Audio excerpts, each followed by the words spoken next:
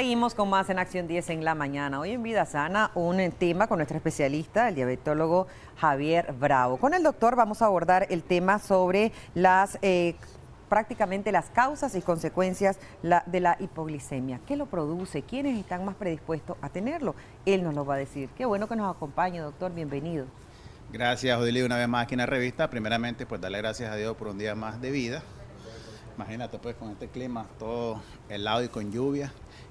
Hablar de este tema es muy importante, puesto que la hipoglicemia es una de las causas más comunes de consulta médica. Podríamos estar hablando que este tipo de trastornos puede conllevar a un estado de muerte en el paciente, si no se trata a tiempo. Cuando hablamos de hipoglicemia, hablamos de un valor menor de 70. Es decir, que el paciente puede tener 70 y no tener síntomas de hipoglicemia. Pero si este valor va bajando, digamos, a un aproximado 60 o 50, ya el paciente puede tener síntomas como taquicardia, nerviosismo. Y lo más frecuente, Odili, que presenta el paciente es que se siente helado, siente que la temperatura le bajó. Entonces este paciente sospecha, se me bajó el nivel de glucosa. Hay algunos pacientes que sí tienen glucómetro, se toma su glucosa y se lo identifica. Otros no. Otros lo que hace es ingieren algo, sustancia dulce, que le restablezca el nivel de glucosa y se sienten bien, a pesar que no sabemos el valor. Sí. Pero cuando este valor baja a menor de 50, digamos 55, 50, ya hay síntomas neurológicos, donde el paciente ya siente afectación visual, dolor de cabeza, mareo, y algunas veces pues quiere articular palabras y no puede porque ya prácticamente como que está pidiendo auxilio. Y si esto baja más, el paciente puede llegar a un estado de coma. Doctor, cuando nosotros hablamos de la sintomatología, ¿esto puede producirle algunas características al paciente que ya es diagnosticado, es un paciente crónico de diabetes? Y otras consultas nos hacen, ¿qué diferencia hay entre glicemia y glucemia? ¿O si es lo mismo? Es lo mismo, claro, es el término que normalmente le da de la palabra de la glucosa, que es el azúcar. Estamos hablando de la glucosa en sangre, sí. Por eso se habla de glucemia y glicemia. El término pues indica casi lo mismo. Sí. Cuando hablamos de la sintomatología, ¿verdad? Hablamos de aquel paciente que puede tener también otra complicación. Por ejemplo, un paciente que tiene insuficiencia renal crónica, un paciente que tiene una hepatopatía. Este tipo de paciente puede ser que presente nivel de glucosa muy bajo y no ser diabético. Okay. Porque hay pacientes que tienen, por ejemplo, cirrosis hepática y tal vez no son diabéticos en ese momento, pero pueden caer en niveles de glucosa bajos porque sabemos que la glucosa se puede metabolizar en el hígado. ¿Ya? Igual en el riñón, pacientes que son con insuficiencia renal crónica y no son diabéticos, sino que es causado por otras causas, ese paciente puede tener la glucosa baja, puesto que también a nivel renal se da el metabolismo de la glucosa, o sea, por ahí se elimina, por ahí se absorbe, y algunas veces cuando tiene este tipo de daño, el paciente puede caer en este problema. Y siempre hay daños, porque cuando son pacientes crónicos de diabetes también afectan los riñones. Exactamente, sí. Como es la neuropatía diabética.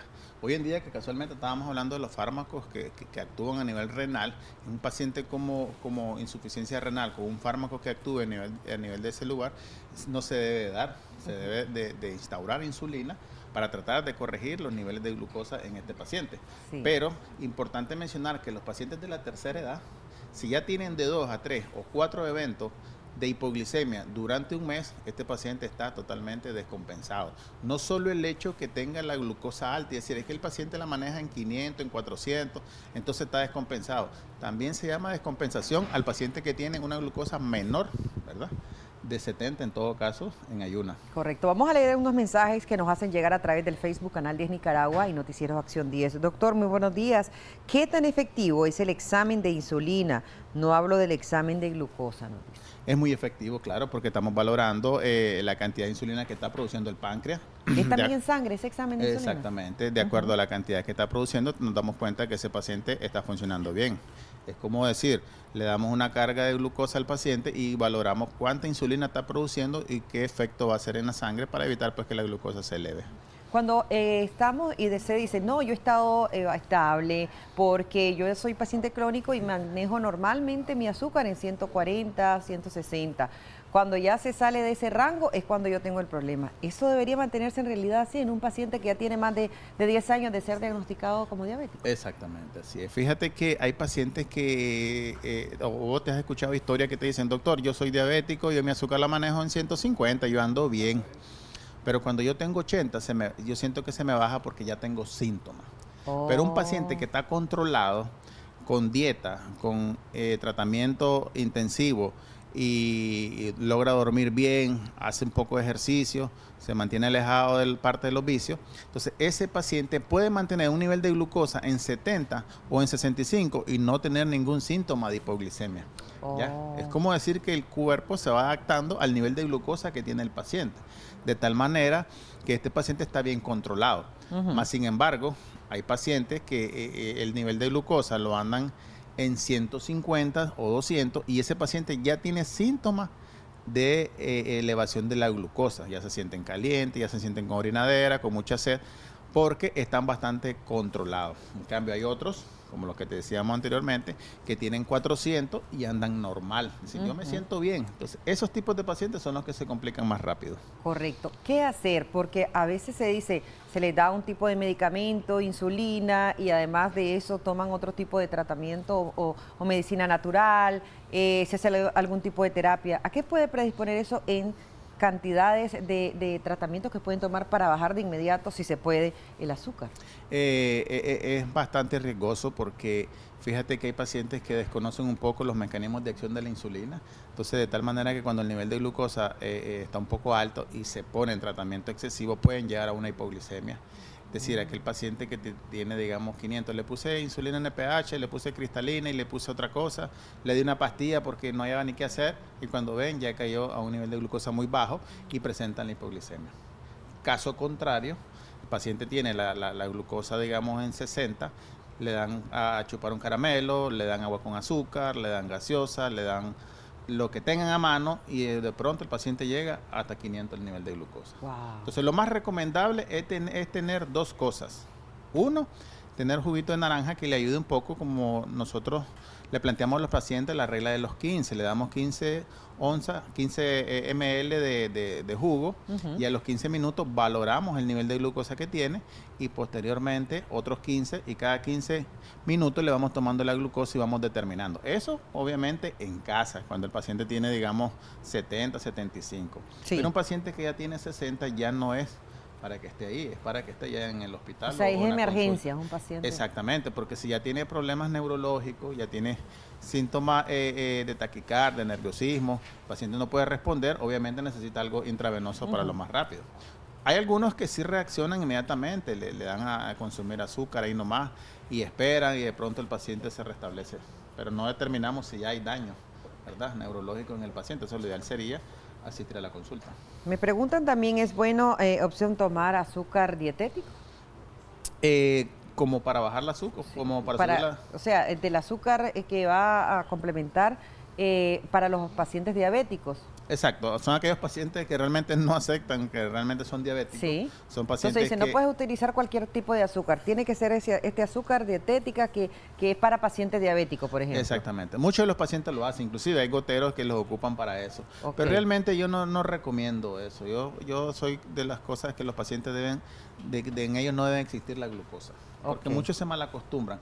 Uno les dice, ok, va a agarrar el cafecito, eche 2 gotitas o consuma con una glucosa o con un azúcar que no le va a hacer daño, pero ya después si bebe otra taza, si bebe un fresco, entonces al final ya no se bebe solo una, sino que ya se bebe 3, 4 sobrecitos. Sí. Entonces ya está abusando. Correcto. Entonces lo ideal sería que no lo consuma mientras él no esté consciente que su enfermedad la tiene que controlar, porque también hay otros alimentos que te elevan el nivel de glucosa, no solamente los sobrecitos. ¿Ya? Entonces mientras el paciente no esté en un régimen de dieta y no esté bien controlado, el paciente no puede abusar con esa sustancia. Seguimos leyendo mensajes. ¿Una persona crónica puede dejar de usar insulina y utilizar pastillas para la diabetes? ¿Hay medicamentos para la hipoglicemia? Hola, muy buenos días. ¿Una mujer que pasó un embarazo con diabetes gestacional puede quedar con esa enfermedad? Exactamente. Un paciente que tiene insulina para pasarlo a hipoglicemiantes orales tiene que ir en relación con los hábitos alimenticios. Si el paciente se mantiene con buenos hábitos alimenticios, perfectamente puede utilizar fármacos orales. Sí. Una embarazada, ya habíamos dicho, ya es un factor de riesgo de desarrollar la diabetes. Ese paciente, si sale de su embarazo y posteriormente no se cuida en los hábitos alimenticios, probablemente ese paciente desarrolle la diabetes en menos de 5 años. ¿Hay tratamiento para la hipoglicemia? Hay tratamiento para la hipoglicemia. Son son hormonas contrarreguladoras que se ponen como el glucagón inmediatamente y logra controlar meramente la hipoglicemia. Inclusive hay pacientes que son diabéticos en hipoglicemia. Yo tuve un caso de una paciente en Vista Momotombo que el paciente solo mantenía la glucosa baja. Su trastorno era que la glucosa andaba en 40, en 50, en 40, en 50, en 40, en 50. Todo el tiempo tenía que estarse poniendo fármacos intravenosos y sueros dulces para elevar el nivel de glucosa. Entonces, sí existe los pacientes, aunque es un porcentaje menor, pero sí hay casos, como un día que mencionamos aquí también la diabetes insípida, sí, ¿verdad? Que es casos raros, que son problemas ya meramente hormonales o cerebrales que te pueden llevar, pero sí hay casos que demuestran de que estos pacientes se pueden tratar. ¿Por qué una persona prediabética le da hormigueo? Siento como si estuviese en la espalda un mentol y al lado del corazón. ¿Y cuándo es nivel de la hemoglobina? ¿Y cuándo es el nivel de la hemoglobina glicosilada? Muy buenos días. Tan efectivos son los exámenes de insulina, glucosa, triglicéridos y vitamina D. Exacto. Normalmente el valor de la hemoglobina glicosilada mayor de 6.5 y el paciente es diabético. Menor de eso, 6.4 a 5.4, estamos hablando que el paciente puede ser prediabético. ¿Por qué esa sensación de hormigueo y como mentol que tenga en la espalda? Esa es parte de la neuropatía diabética. Son daños que se están dando crónicamente a nivel de los nervios por descompensación metabólica. Entonces el paciente puede sentir todo ese tipo de sensaciones y lo más ideal sería monitorear su nivel de glucosa postprandial, porque muchos pacientes están acostumbrados a que su nivel de glucosa en la mañana estén en 100 y después de las comidas llegue hasta 300. Entonces ahí es donde se complica meramente estos pacientes. Con respecto a los exámenes, sí son importantes el monitoreo de todos ellos, porque de eso vamos a determinar el tratamiento y la secuencia que debe llevar para el mejoramiento. Recordemos que la vitamina D también se ve afectado a nivel renal, por ende es importante monitorearla y darle tratamiento al paciente. Correcto, muy buenos días. Nos dicen también a las personas que nos están siguiendo, ya vamos a proponerles a ustedes, indicarles el número de teléfono de nuestro especialista. Cuando ya esta persona en reiteradas ocasiones ha tenido el problema de subidas de azúcar o demasiada, ¿verdad? Que la hipoglicemia, y ha tenido muchas complicaciones. Por ejemplo, en 2 meses puede haber tenido 3, 4 episodios en ese sentido. ¿Qué órganos pueden verse comprometidos? El más afectado es el corazón, ¿verdad? Por ende se ve más dañado el riñón como por siguiente y la parte del hígado. Pero hay que tomar en cuenta algo, que cuando el paciente tiene este tipo de evento o el paciente no ingiere el alimento como lo debe ingerir y hace ayunos prolongados o se pasa, ¿no?, hábitos alimenticios, o hay un exceso de insulina en el paciente que está utilizando insulina o un exceso de fármaco. Por ejemplo, hay una pastilla que se llama glibenclamida, que obviamente muchos pacientes la utilizan y probablemente se identifiquen con lo que estoy diciendo. Esa pastilla tiene el efecto de provocar hipoglicemia. Inclusive pacientes que ya tienen más de 15 años de ser diabéticos y todavía están tomando este tipo de fármaco. Lo ideal sería en este paciente quitarle ese fármaco y buscarle otro fármaco que le mantenga controlada la glucosa, pero que a la misma vez no le dé evento de hipoglicemia, porque eso sería el mejor control en el caso del paciente diabético. Bueno, me acaba de responder porque dice, muy buenos días, ¿qué es lo más alto que puede hacer andar el azúcar y lo bajo para un diabético e hipertenso? Lo alto que lo puede andar o lo alto que le puede causar daño. O sea, lo alto que lo puede andar es menos de 180. O hasta 200 se acepta. Y bajo menos de 90 hasta 80. En un diabético controlado. Ya pasado esa cifra, probablemente el paciente esté descompensado. Muchísimas gracias, doctor Javier Bravo. Cada una de sus recomendaciones es importante para aquellas personas que nos están siguiendo. Antes que nos vayamos, es cierto, nos decían aquí que te da azúcar por ingerir demasiado azúcar. ¿Eso podría ser o es un mito? Así es, perfectamente. Entre mayor cantidad de azúcar estás ingiriendo, mayor probabilidad de padecer de diabetes. Estás haciendo sufrir mucho al páncreas, estás haciendo que provoque mayor salida de insulina. Entonces ahí ya se da un síndrome de resistencia a la insulina por exceso de insulina en sangre. Entonces lo ideal sería mantenerse controlado. Como dice el dicho, todo en exceso hace daño. Bueno, muchísimas gracias, doctor, por cada una de sus recomendaciones. Seguimos con más en Acción de la Mañana. Una pausa y volvemos.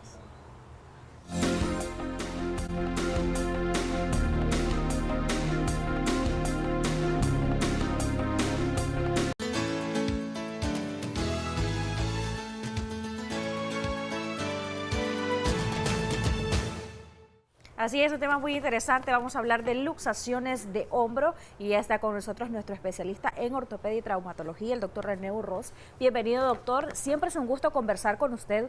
Hay muchísimas situaciones que se dan en la vida cotidiana, entre estas las luxaciones de hombro, y que muchas veces pueden ser sumamente dolorosas y pueden traer complicaciones. Sí. Pero vamos a iniciar conceptualizándolo. ¿A qué nos referimos con esto? Excelente, sí. Para entender lo que son las luxaciones, a lo mejor convendría explicar tres términos que se parecen mucho y a qué corresponden cada uno. Y hace un momento me preguntaban, antes de entrar a las cámaras, si luxación es lo mismo que dislocación. Y diríamos que sí. Dislocar quiere decir dis fuera y locación fuera de lugar. Sacar una articulación fuera de su lugar anatómico. A veces popularmente escuchamos, se me zafó el hombro. Es correcto. Se me zafó el hombro es lo mismo que dislocación, es lo mismo que luxación. Pero en la calle lo confundimos. Y entonces a veces el doctor tiene que razonar bien qué es lo que le está diciendo el paciente, interpretarlo bien. Porque a veces, fíjense bien, una articulación es la unión de dos huesos a través de una articulación. Y esa articulación tiene una configuración. Si esta articulación pierde esa relación anatómica, eso se llama luxación o dislocación o que se zafó la articulación. Pero si la articulación nunca salió de su lugar, pero hubo un estiramiento de la estructura blanda, ligamentos y cápsulas articulares. Una distensión. Una distensión, dice la gente, eso es un esguince. Ya, un esguince que es mucho más común que una luxación. Ahora, cuando hablamos del hombro, estamos hablando, como usted decía al inicio, de una lesión primero muy dolorosa, especialmente dolorosa. Usualmente vamos a ver que esto ocurre en pacientes jóvenes, pacientes ya entre los 16, 17 años hacia los 30 y pico de años, porque están bastante relacionadas con la actividad deportiva, pero también ahora con la actividad accidental, los accidentes de motociclismo, ciclismo, accidentes de diferentes índoles. Hacia la edad de adultos mayores difícilmente encontramos luxaciones, encontramos más fracturas. Sí. Pero en sujetos relativamente jóvenes, más luxaciones. ¿En qué situaciones es más común que haya una luxación, doctor? A veces puede ocurrir de manera, por algún nivel de riesgo en nuestra ocupación, en nuestro centro de trabajo, por practicar algún deporte, los beisbolistas, por ejemplo, pueden sufrir de esto. Yo preparé un juguetito para explicar esto, porque yo tengo una maqueta del hombro y se mira bien todo el hombro, pero no tiene los elementos que yo quiero. Fíjense bien, este es un vasito de medicamento, ¿ya? Pero vemos que el fondo no es plano, es un poquito, tiene una cavidad pequeñita.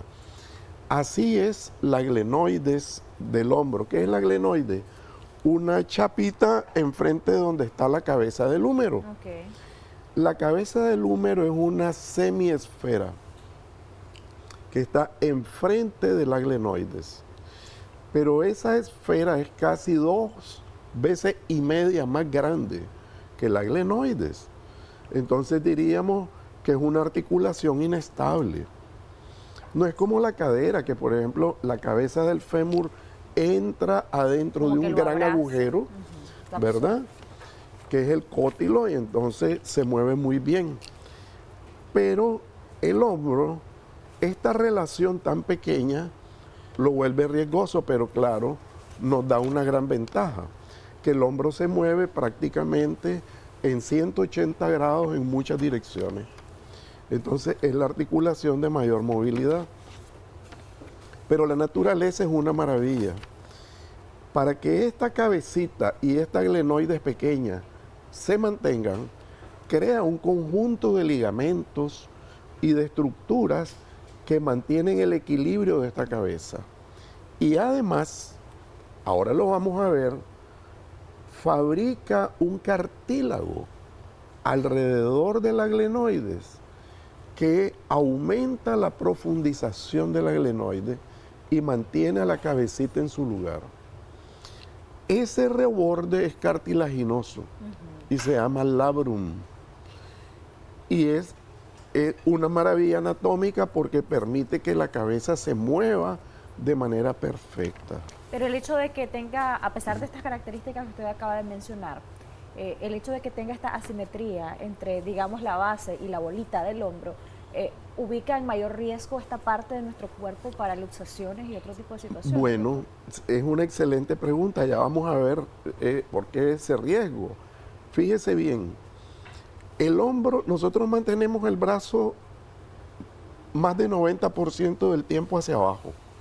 Son muy pocas las actividades que hacemos por encima del horizonte de nuestro hombro. Muy pocas. Pero hay personas que profesionalmente sí lo mantienen así. Por ejemplo, en algunos deportes, los pitchers. Un pitcher, o un jabalinista, o un lanzador de pesas. O en los trabajos normales, por ejemplo, un pintor de casas, o una persona, un albañil, ¿ya? Las profesiones o las actividades deportivas sacan de esa rutina al hombro.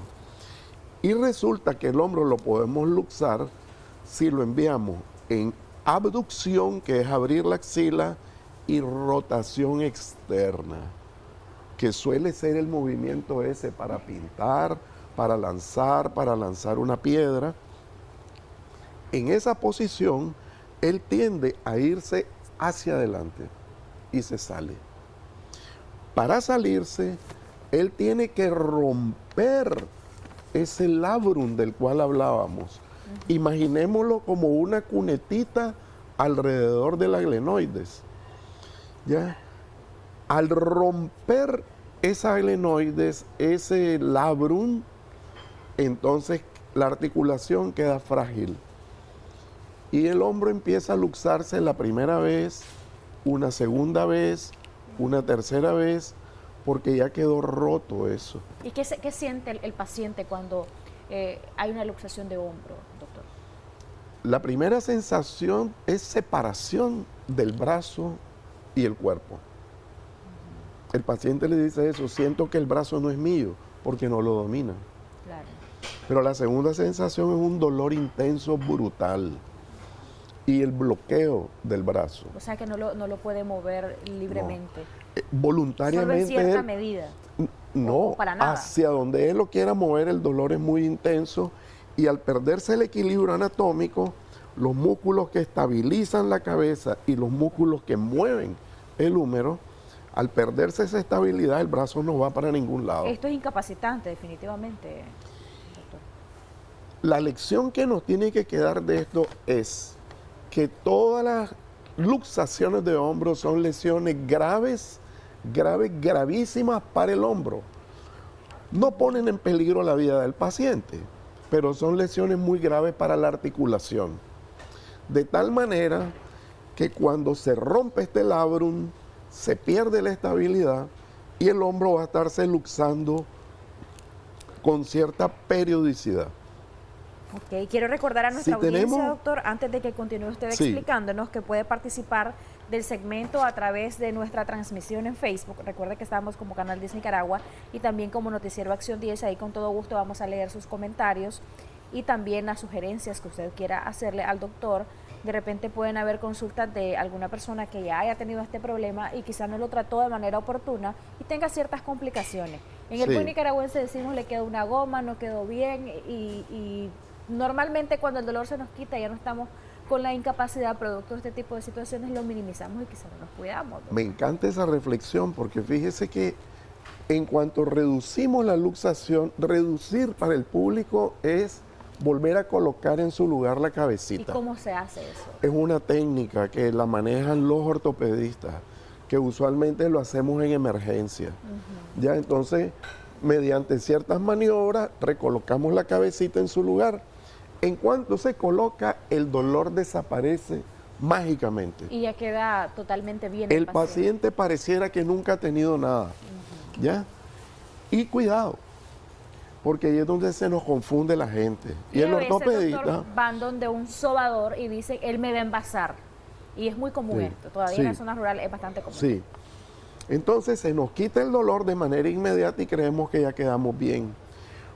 Pero el trauma, la intensidad de la energía que hubo, la dirección en que salió la cabeza y el tipo de ruptura que se crea, nos va a generar condiciones para próximas luxaciones.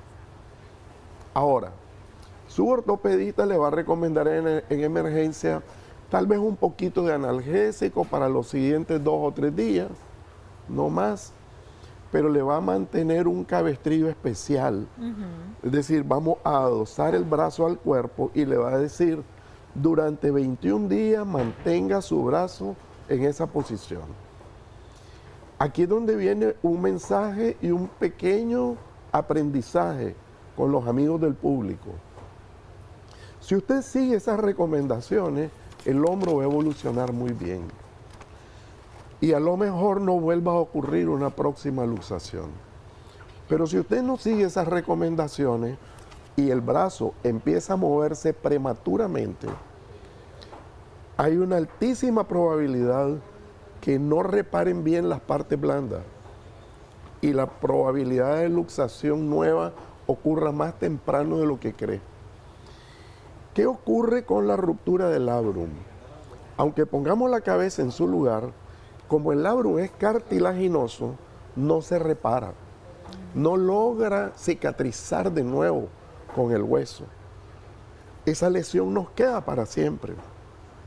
Pero si las partes blandas están sanas, reducimos un poco la posibilidad de una nueva luxación. ¿Y esa lesión que queda para siempre, doctor, tiene alguna consecuencia en la movilidad del paciente? A ver, en la movilidad no, pero en el daño de la cabeza prematuramente sí. Por ejemplo, si yo tengo 25 años y tengo una luxación de hombro que fue traumática, por ejemplo en un accidente de moto, o corriendo en una bicicleta caí y se me luxó, y no atiendo las recomendaciones, porque me van a decir que 3 semanas inmovilizado y después me van a mandar a una rehabilitación que fortalezca el deltoides, el subescapular, el pectoral, los músculos que ayudan a mantener la cabeza en su lugar. Entonces, como no hice caso, la cabeza va a estar entrando y saliendo, se va a estar dañando. En cada salida se daña. Y mi cabeza, cuando yo tenga 40, 45 años, va a estar como de 80, con una artrosis del hombro. Totalmente por un mal manejo. Tenemos comentarios, doctor, consultas de nuestra audiencia. Buenos días, a mi marido lo operaron hace 10 años, ahora trabaja en apicultura y levanta peso, pero le duele cuando hace movimientos, cuando levanta mucho peso, a veces le truena, hay crepitación entonces, doctor. Por acá tenemos otro comentario, buenos días, yo soy de las 4 esquinas, nos dice una pregunta para el doctor. Yo no hago ningún deporte, tengo 2 semanas que en una de mis piernas tengo entumecimiento y como que se me traban. Tengo 27 años. Vamos a hacer una pausa ahí con estos 2 comentarios para que usted pueda dar sus recomendaciones, doctor. Sí, bueno, con el primer caballero, si tuvo una luxación antes y ahora está teniendo dolor. Pero fue quirúrgico, doctor. La luxación no es quirúrgica. Algunas luxaciones se van a convertir en quirúrgicas. Claro que sí. Por ejemplo, la luxación inveterada. Voy a dar un ejemplo. Se salió el hombro de su lugar, pero no lo pudieron colocar. Por alguna razón, llegó 3, 4 días después. Hay que entrar a sala de operaciones, abordar la articulación, poner la cabecita en su lugar y reparar todas las estructuras. Esa es quirúrgica. O se está luxando frecuentemente, eso se llama luxación recidivante, y la solución es quirúrgica.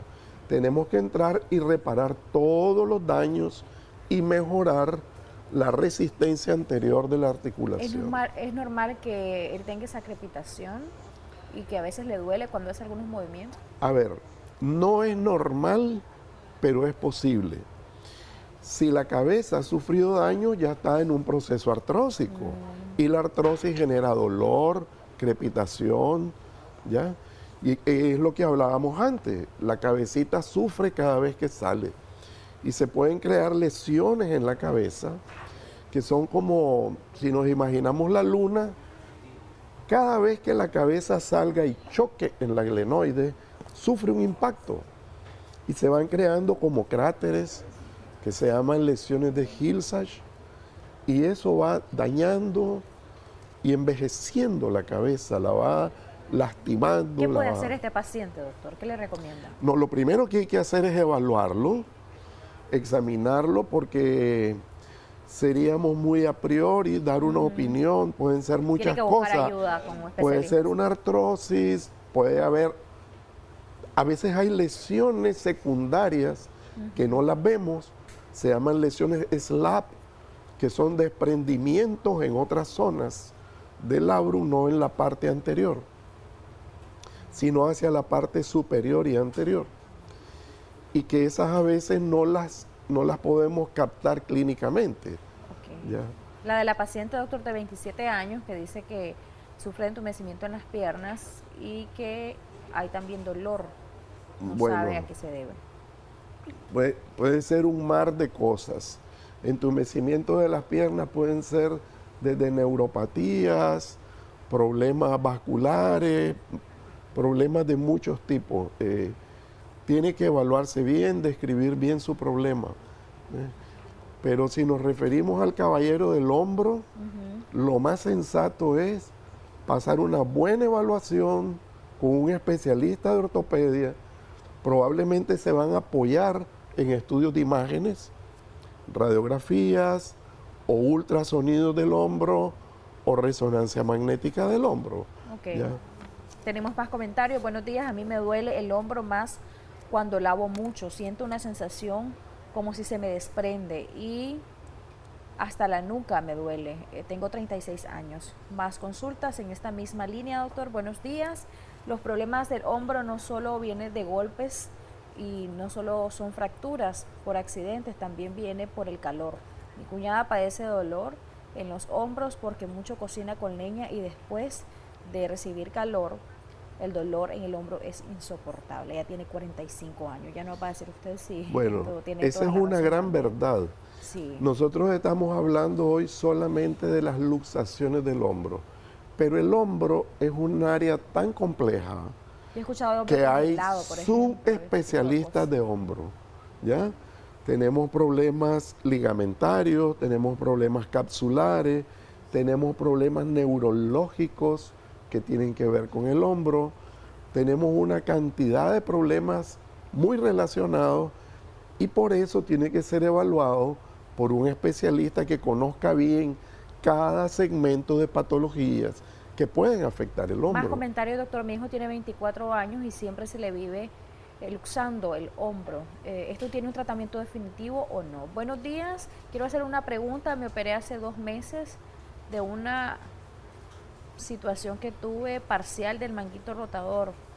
Se le rompió el manguito Una rotador, lesión dice. parcial, Sí. una ruptura parcial. Pero se me ha alojado un dolor del codo hacia la mano y es insoportable.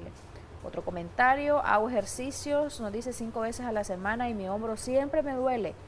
¿Será porque duermo encima del brazo o tendrá que ver con el ejercicio? Más preguntas, doctor. Buenos días. Preguntas, tuve sinovitis bilonodular pigmentada. Velonodular pigmentada en la rodilla. En la sí. rodilla. Y fui operado, pero ahora tengo los mismos síntomas en mi hombro derecho. ¿Es posible tener la enfermedad otra vez? Vamos a ir un poquito de atrás para adelante porque Sí. ya no me acuerdo de la primera pregunta. Bueno, la sinovitis velonodular es una patología tumoral de la rodilla, ¿ya? Normalmente resecamos toda la membrana sinovial que está afectada por la sinovitis velonodular. Son como racimos de uva que se ven en la membrana sinovial y son formaciones tumorales. Es difícil verlo en otra articulación, puede pasar, pero la probabilidad es extremadamente baja, muy cercana a cero. Probablemente el problema del hombro sea muy diferente, habría que examinarlo. Tal vez me recuerda alguna de las otras Sí, las preguntas. otras consultas está el joven de 24 años que a cada rato dice la mamá tiene luxación de hombro, pregunta si hay un tratamiento definitivo para esto. Totalmente de acuerdo. Si tiene una luxación recidivante y es joven, obligatoriamente es tratamiento quirúrgico. La preparación de ese tratamiento quirúrgico pasa por hacer estudios de imágenes especiales para tener bien definidas cuáles son las lesiones y cuál es el plan quirúrgico para ir a reparar esas lesiones. Pero tiene que tener un abordaje y un tratamiento quirúrgico porque está muy joven. Sí. El otro comentario que nos hacían, doctor, es el caso de hay que una hace 2 lesión de meses manguito del manguito rotador. rotador y dice que ahora tiene un dolor del codo hacia la mano que es insoportable y no ha tenido ninguna mejora. ¿A qué se debe? Pregunta. Bueno, habría que ver el plan de rehabilitación que se le ha enviado después de la cirugía de manguito rotador, que probablemente debe haber sido artroscópica. Y revisar eso. Me sale francamente difícil decirle es tal cosa. ¿Ya? Hay que ver qué fue lo que se hizo en el procedimiento quirúrgico y cuál fue el plan de rehabilitación posterior. Pero si es del codo hacia la mano, puede ser una raíz nerviosa que esté irritada, pero sí requiere una evaluación, claro que sí. Hay otros casos que nos dicen acá, doctor, de un paciente que se ha luxado el hombro 10 veces y que en esas situaciones pues ya es bastante cansado y muy doloroso, evidentemente. Y hay otros casos también donde bueno, yo tengo un caso que vamos a operar mañana de una joven que tiene 15 luxaciones. 15 son las que ella cuenta, yo pienso que más. Se luxó la primera vez surfeando y a partir de ahí se ha luxado y ya no lo tolera. Y ahora se sale el hombro espontáneamente. También preguntaba una amiga que nos escribe que hace ejercicio 5 veces a la semana y casi siempre le duele el hombro. Ella no sabe si está relacionado al ejercicio o es una situación alejada de... Hay que evaluarla y hay que evaluar bien el plan de acondicionamiento físico que está haciendo. Eso que ella dice es muy frecuente en el país. Sí. Nos ponemos a hacer acondicionamiento físico sin conocimiento de las técnicas, violando los niveles de carga o de ángulos de trabajo que debemos respetar y entonces generamos lesiones. Si yo estoy desplazando más carga de la que debo o trabajando más tiempo del que resisten mis articulaciones, o estoy realizando ángulos y rangos de movimiento fuera de lo normal, voy a generar lesiones.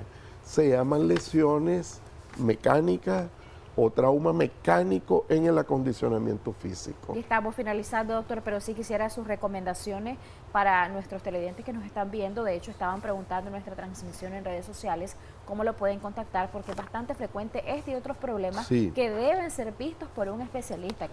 Queremos reiterar eso, porque si usted hace una mala maniobra, por decirlo así, en su hombro luxado, pues evidentemente puede tener consecuencias fatales. Sí. Francamente, la patología del hombro tiene que ser revisada por un especialista de ortopedia. Ahora en Nicaragua incluso hay subespecialistas de hombro y miembro superior. Sí. Es tan complejo esto que ya hay subespecialidad para ese tema. Normalmente las lesiones serias se salen del ámbito de la medicina general porque ya tienen otros tipos de abordaje. Mi recomendación para la casa, para los pacientes que están teniendo algún problema o secuelas por algún problema que tuvieron, es vaya a una evaluación.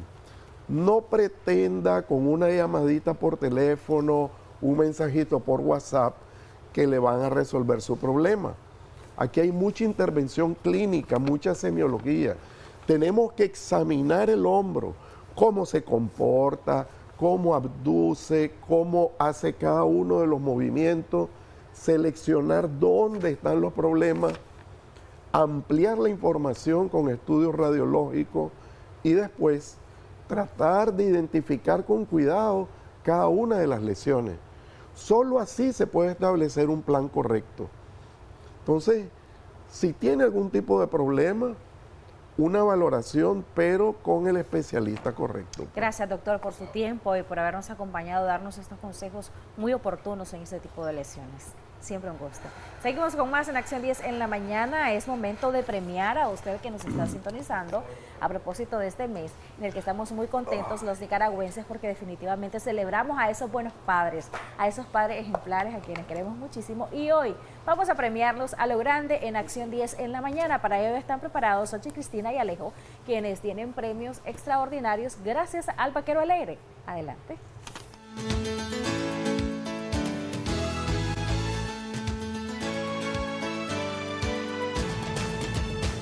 Este es un informe especial de Acción 10, cara a cara con la noticia.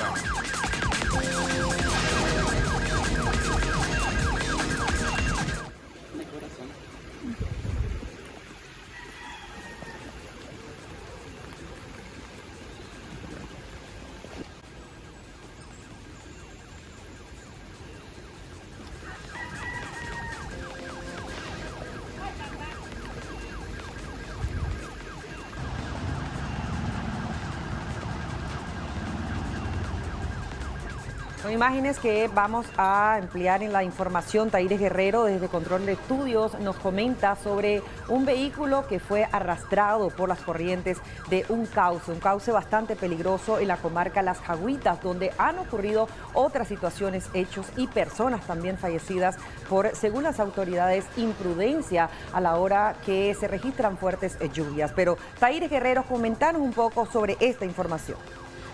Buenos días, Odilí, buenos días, familia televidente. Traemos información especial y es que los conductores de vehículos continúan irrespetando las medidas de prevención ante las inundaciones. Y es que en horas de la madrugada, una camioneta en la que viajaban 5 personas perdió el control cuando intentaban cruzar un cauce ubicado en la comarca Vallegotel, en la comarca Las Jagüitas, lugar donde hace un año una persona perdió la vida cuando intentaba cruzar con su camioneta. Según nos comentaban los habitantes de ese sector, y es que 4 de los 5 ocupantes de la camioneta saltaron antes de que las fuertes corrientes se llevaran el vehículo literalmente como lancha. Afortunadamente el conductor salió ileso, que hasta incluso le dio tiempo de sacar algunas de sus pertenencias. A continuación escuchemos declaraciones de testigos. No, es que mi marido a esa hora va a trabajar y cuando él se levantó, miró unas personas pasar y les preguntó que a qué iban y le dijeron que había estado una camioneta volteada ahí. Pero dice el muchacho que él estaba ahí, tenía como una hora estar ahí ya. Entonces, pero no avisó. ¿A las 11 eso? A las 12 dice que lo arrastró la corriente a él. ¿Su marido lo vio hasta las 1 de la mañana? Sí, ya como a la 1 de la mañana, que ya había pasado todo. ¿No le pasó nada, chaval? No, él está bien. ¿No requirió de que vinieran los bomberos? No, iba ileso, bien iba. Incluso se fue caminando normal, pues. ¿Y la camioneta cómo fue que ustedes la amarraron? Porque parece que está amarrada. El mismo muchacho la amarró. El muchacho nos informó que eso fue a las 12 de la noche. Él venía con varias personas, pero las otras lograron tirarse allá por el puente. Entonces él dice que quiso abrir la puerta para salir, pero él ya no pudo. Dice que él ya venía como lancha, dice que todo, o sea, no le dio vuelta a la camioneta, ya la camioneta se vino dando vuelta ya llegando ahí donde se quedó prácticamente en el punto. Sí. Afortunadamente no le pasó nada, mucho. No, está ileso él. Dicen que sacaron unas pertenencias también. Sí, una lacto, como gasolina, cosas así que él andaba en un galón. Sí. ¿Venían de trabajar? Sí, dice que venía a trabajar, creo que dijo que era al lado de Cofradía. Sí. Así es, ya hasta un muerto también que lo arrastró la corriente y falleció también esa persona. Ya se llena bastante, ¿verdad? Sí, cada que llueve se llena ahí el cauce y pasan cosas, pues, y saben que han pasado tantas cosas y no entienden las personas. Yo le dije a él, está vivo de milagro vos, le digo. Así como veíamos en las imágenes, algunos técnicos de los bomberos llegaron al lugar para intentar ver qué había pasado, si habían personas lastimadas. Sin embargo, el conductor junto con sus otros acompañantes se fueron junto con la grúa que intentó sacar este vehículo. Sin embargo, por las condiciones no lo pudieron sacar. Por otra parte, el mismo conductor del vehículo amarró el carro a un árbol para que no siguiera llevándose la corriente el vehículo. Así como lo mencionaban, afortunadamente no le pasó nada. Sin embargo, recordemos que hace un año exactamente, el 29 de mayo, este mismo acontecimiento ocurrió por la irresponsabilidad cuando una camioneta intentaba cruzar la calle en este mismo cauce, siendo arrastrado por las fuertes corrientes. La persona, recordemos que hace un año intentó salvarse cuando se tiró del carro, pero por la corriente y por las piedras que se encontraban en la zona perdió la vida. Este es un llamado que se les hace a los conductores a tener siempre precaución al volante, seguir las recomendaciones que brinda el Instituto de Estudios Territoriales, de que recordemos que la vida es importante preservarla y que hay otras vías, hay otras alternativas por las que cruzar, no es necesario cortar camino para llegar antes. Esperemos mayor ampliación de esta noticia en sus próximas ediciones. Retornamos contigo, Odilía, Estudio Central. Ahí, Guerrero, vemos las imágenes del año pasado, precisamente en una fecha de mayo, 29 de mayo, exactamente las imágenes que veíamos fue cuando perdió la vida Alberto Romero, de 48 años de edad, quien pues prácticamente fue arrastrado en el sector exacto donde fue encontrada esta camioneta en esta mañana en el Valle Gotel, en la comarca Las Jagüitas. Veíamos imágenes y, como bien lo decía Tairis Guerrero, es importante seguir las recomendaciones de las autoridades competentes. No solo en nuestro país se ha desafiado a la naturaleza, está en este momento en diferentes lugares centroamericanos, incluso en El Salvador, 12 personas han perdido la vida por el temporal lluvioso, tormentas tropicales que están causando estos estragos, de igual forma huracanes. Es propio de la temporada, sí, pero también es responsabilidad como peatones, conductores, el evitar estas tragedias. Y hemos visto en las últimas semanas, de igual forma, y en años anteriores, como también conductores de mototaxis, de caponeras, pueden desafiar las corrientes de este cauce, un cauce bastante peligroso en el sector de Las Jagüitas. El llamado, de igual forma, como medio de comunicación, a acatar lo que dicen las autoridades competentes y evitar tragedias. Afortunadamente, la camioneta que se encontró en este cauce el día de hoy no dejó personas fallecidas, pero sí hay que tener en cuenta que debemos ser menos imprudentes o no ser imprudentes para evitar tragedias. Muchas familias esperan en sus hogares y ese es el llamado. Han habido diferentes accidentes, algunos que han corrido con suerte, pero que han desafiado este cauce, otros desafortunadamente no lo han logrado. Y por eso el llamado es a las autoridades a evitar este tipo de tragedias. Esto fue prácticamente a la medianoche de este miércoles y la idea pues y la intención siempre es preservar la vida. Muchísimas gracias, Tairis. Vamos a ampliar esta información en nuestras próximas ediciones. Adelante, está más que preparado ya los muchachos para otra de nuestras promociones. Así es, muchachos, vamos a hablar sobre la final de debate competitivo. ¿De qué se trata esto? Ya nos acompañan de la Universidad de Ciencias Comerciales UCC, el vicerrector general Marvin Jiménez, de igual forma los estudiantes Yulisa Cruz Corea y Edwin López. Vamos a conversar sobre este tema en relación a esa final que es debate competitivo intercampus e intercolegial y es promovido por UCC. ¿Qué es lo que van los muchachos ahí a exponer? Ya nos dicen. Bienvenidos, gracias por acompañarnos. Gracias, Odilí, por permitirnos estar en tu casa. Y bueno, y gracias, siempre ustedes son bien generosos en recibirnos. El programa de debate competitivo tenemos 22 años de estarlo desarrollando y es un programa que está conectado con el modelo educativo de UCC, con nuestra misión de formar profesionales integrales, con una visión humanística, con habilidades blandas. Estos torneos de debate lo desarrollamos no solamente con nuestros estudiantes UCC, también lo desarrollamos con estudiantes de quinto año de secundaria y el objetivo principal es promover en ellos el pensamiento creativo, el pensamiento analítico, el pensamiento crítico, la investigación, la comunicación asertiva, de tal manera que estamos con este programa cumpliendo nuestra misión institucional. Bueno, Yulisa y Edwin también, que son estudiantes. ¿De qué carrera, muchachos? Bienvenidos, gracias por acompañarnos. Gracias, buenos días. Por lo menos en lo personal, Edwin López, me presento. Soy de la carrera de Administración de Empresas Turísticas y Hoteleras. Correcto. Buenos días, Odili. Mi nombre es Yulisa Cruz y estudio arquitectura en la universidad. Bueno, ¿cuáles son sus proyectos? Cuéntenos un poquito. Quisiera conocer bastante en relación a esto y qué tan difícil es lo que van a ustedes a proponer y a exponer. Claro que sí.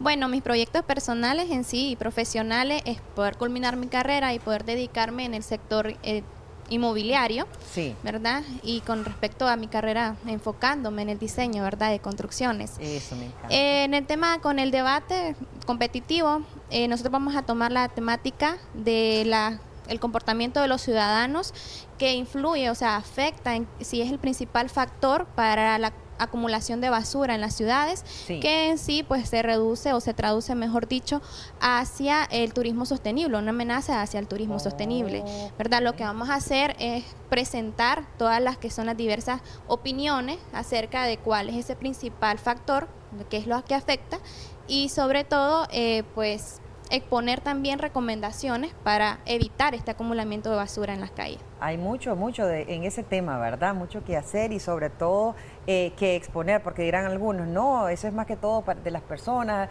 son culpables que tiran la basura, pero ya me interesa. No hablemos mucho para que podamos ir al debate. Okay. Edwin Cutano.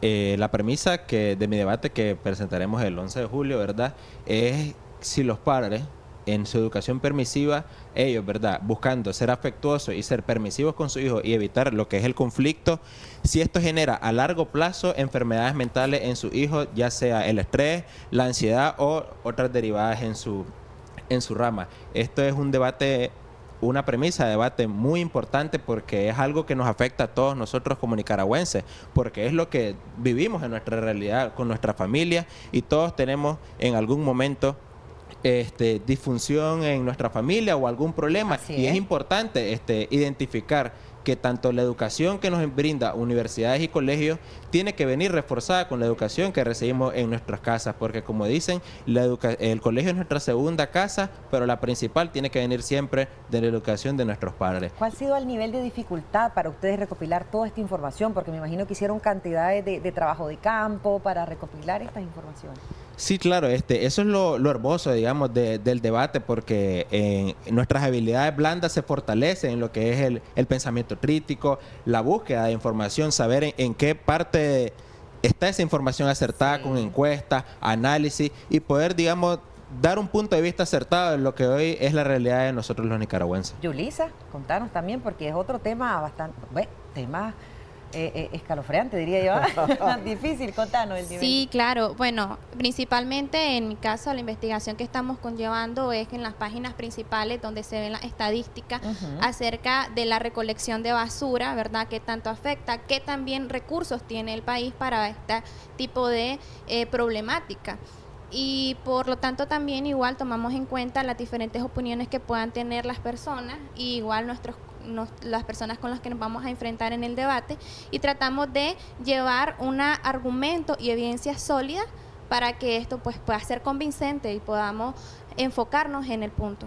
Así es, importante porque estos temas, si bien es cierto, va a ser parte de un debate, pero pueden quedar ahí y ser retomado por las mismas empresas. Eso es lo bonito. ¿Cuándo va a ser? ¿Será abierto al público? ¿Es solo para la comunidad educativa? Sí, tenemos las dos ediciones. Mañana en un hotel capitalino vamos a tener la final del torneo de debate intercolegial. 8 colegios de Managua van a estar debatiendo 4 temas con un jurado calificador bien armado, con argumentos, con evidencias, con razonamiento, evitando la falacia y sobre todo demostrando que no gana el que parece que tiene la razón, sino el que mejor realmente presenta sus argumentos y evidencia. Y en el caso de el Intercampus, donde participa UCC, Campus Matagalpa, Campus León y la sede central Managua, lo vamos a desarrollar en León el 11 de julio. 6 equipos, los 2 mejores de cada campus y sede se van a enfrentar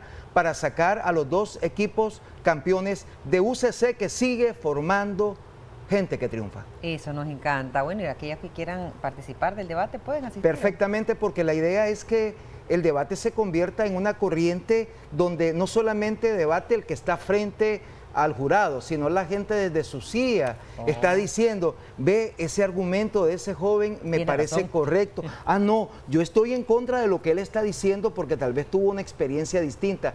Y eso es lo enriquecedor del debate, que podamos convivir a pesar de que pensemos diferente. Gracias, Yulisa, gracias, Edwin, porque sé que tienen temas muy, muy interesantes. No ha sido fácil quizá la recolección de información, de datos y todo, pero ya ustedes tienen más que listo, están más que preparados. Gracias, profesor. Gracias, Odilí. Bueno, nosotros hacemos una breve pausa comercial y ya regresamos. Así es, muchachos. Hechizado. Sin movernos, ¿verdad? Así es, Alejo. Y es que lo más común de las primeras lluvias es el aumento de las moscas, más en nuestra cocina, y lo más frustrante es hacer de todo y no acabar con estos molestos insectos. Definitivamente, y no solo eso, sino este movimiento de estar ahí peleando, ¿verdad? Y por esa razón, ¿verdad? En nuestro segmento de Acción 10 te recomienda, un especialista en sanidad animal nos brinda algunas recomendaciones para este tipo de situaciones. Vamos.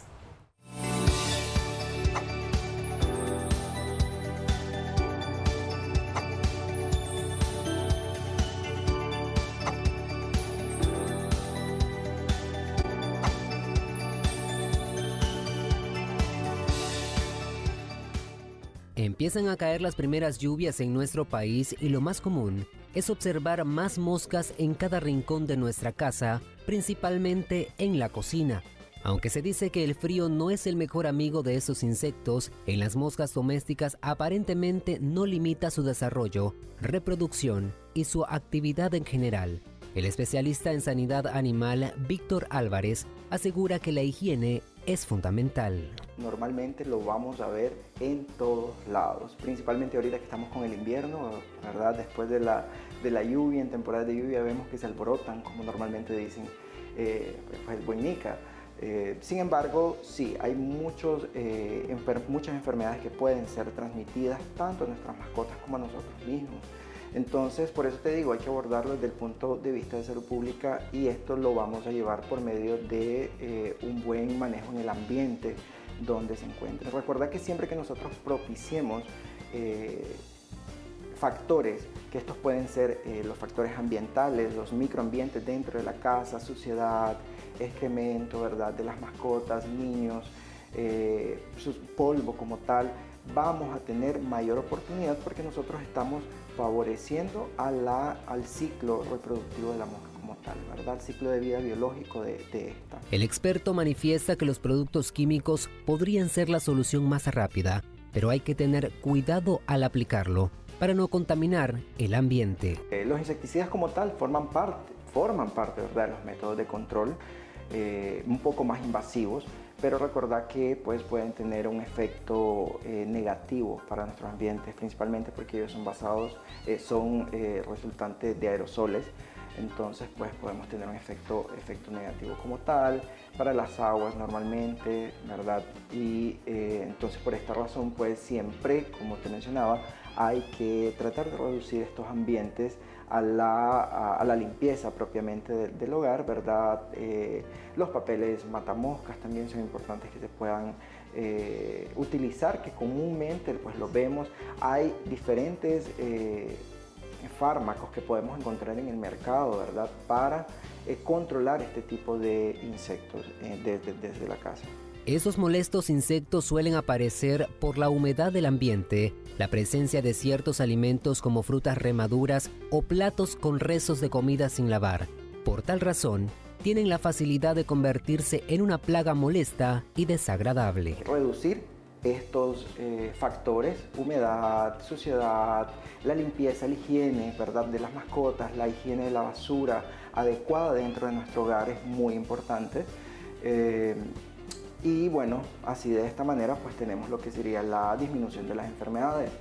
Hay enfermedades parasitarias, hay enfermedades bacterianas, gastroentéricas que pueden, ¿verdad?, llegarnos a afectar cuando tenemos un ambiente descontrolado pues, de estos insectos como tal. Si alguna vez te preguntaste por qué estos insectos pueden salirse de control tan rápido, la respuesta es porque el ciclo reproductivo es extremadamente veloz. Según un estudio realizado por el Instituto de Ciencias de los Insectos para la Salud Familiar de Estados Unidos, una mosca doméstica puede poner hasta 500 huevos entre 3 a 4 días y repetir el ciclo varias veces durante toda su vida. Además, mantiene alto nivel de bacterias en sus patas, pues es ahí donde están sus papilas gustativas, es decir, pueden contaminar cualquier alimento solamente posando sobre ella. Con imágenes de Alderson Morazán, Moisés García, Acción 10.